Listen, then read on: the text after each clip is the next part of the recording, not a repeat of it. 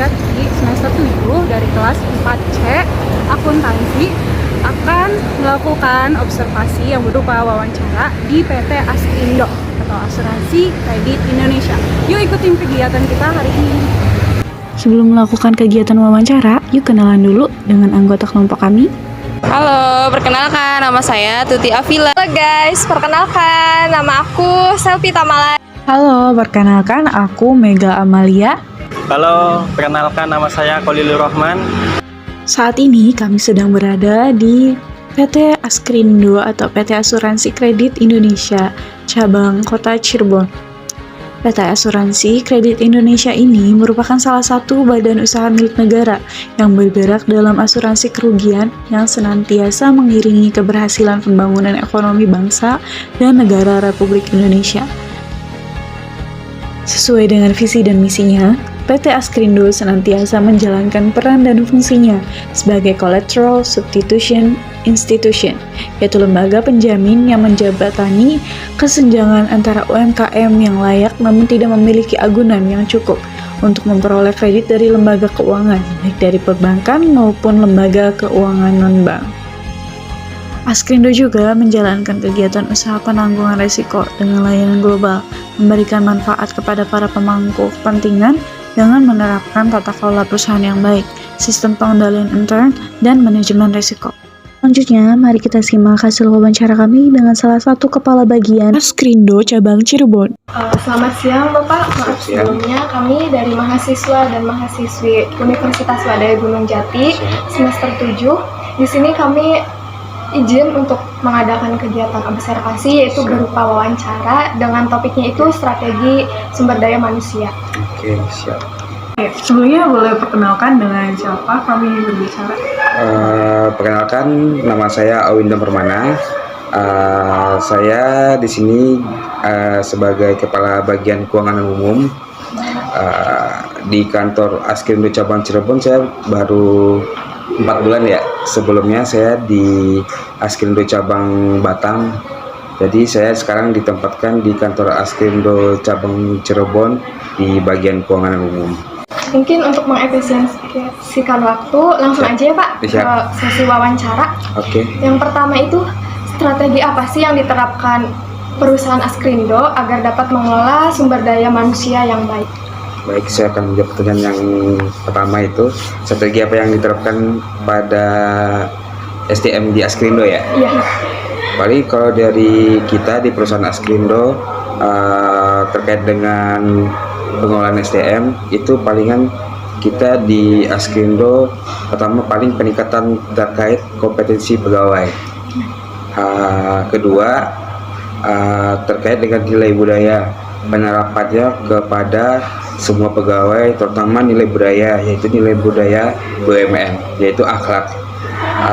Dan ketiga, kita paling utama itu terkait dengan pemetaan di struktur organisasi. Paling itu aja.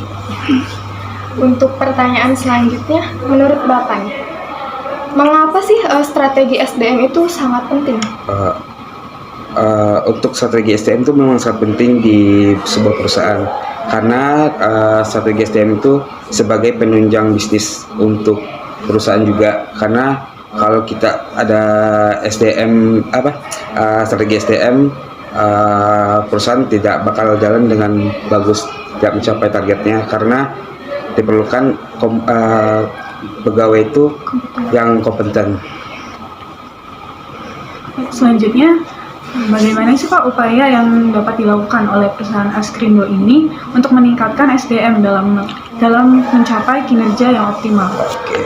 Dari PT Askrindo sih terkait dengan peningkatan SDM-nya di setiap pegawainya, pertama kali itu terkait dengan kompetensi sih. Di Askrindo sering melakukan kayak pelatihan. Terus dengan juga di Askrindo juga ada sebuah kayak university gitulah.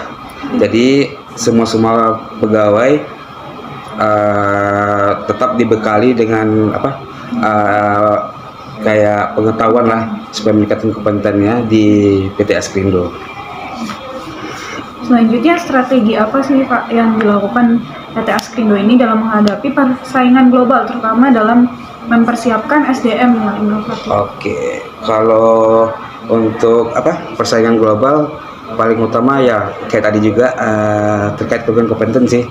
Tetap dari Askrindo kita tetap menggali kompetensi di semua pegawai supaya bisa global lah.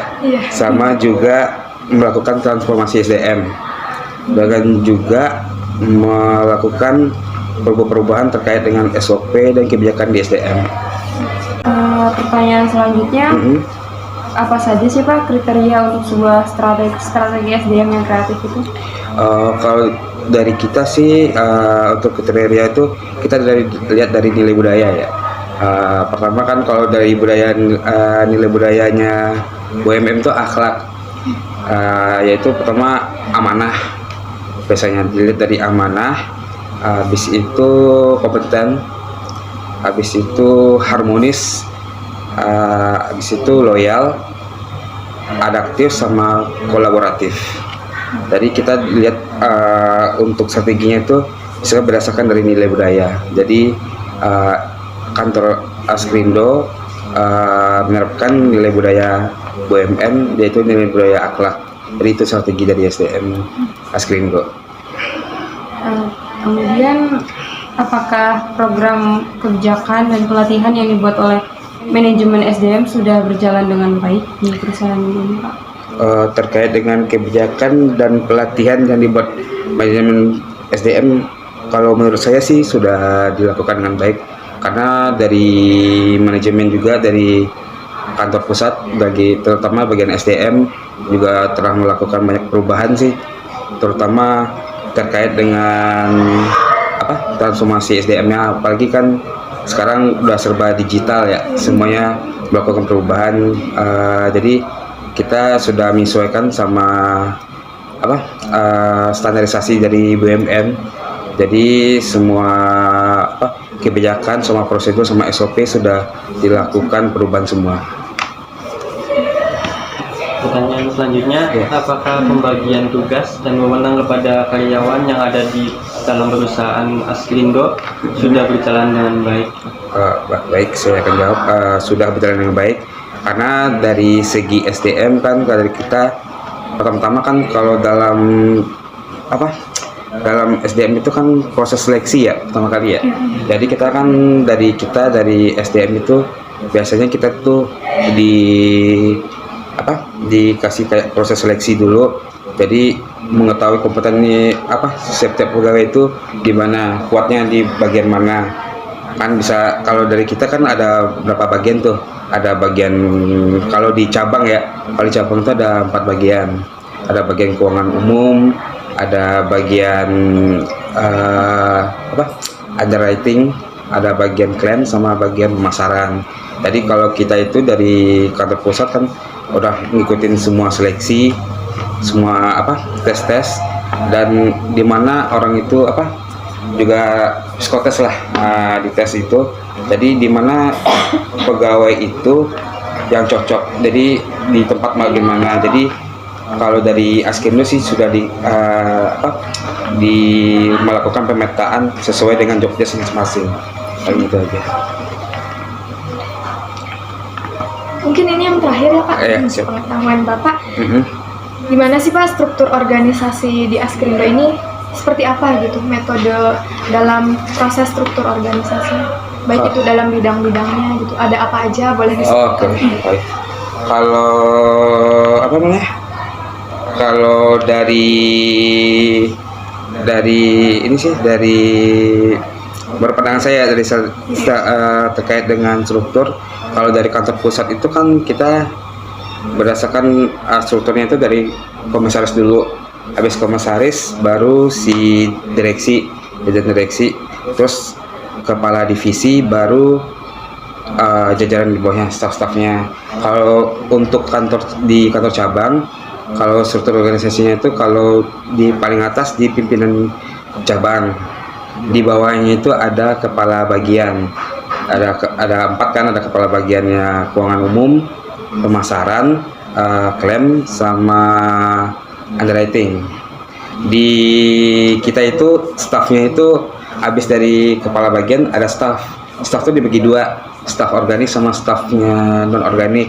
Kalau yang organik itu ada kalau di Cirebon ini ada ini sih beberapa bagian, cuman di bagian saya yang nggak ada di keuangan umum. Tapi kalau untuk yang non organik, yang outsourcing ya itu ada di semua bagian. Kan itu aja. Baik Pak, mungkin itu aja Oke, sesi siap. wawancara Oke. untuk kesempatan kali ini. Kurang Siap. lebihnya mohon maaf Pak. Siap. Apabila dari kami semua ada Oke, nggak kata apa-apa. atau perilaku yang kurang berkenan, Iya. mohon dimaafkan. Saya juga minta maaf kalau ada kekurangan Iya, dalam benar. ini menyampaikan terkait pertanyaan tersebut. Minta maaf juga.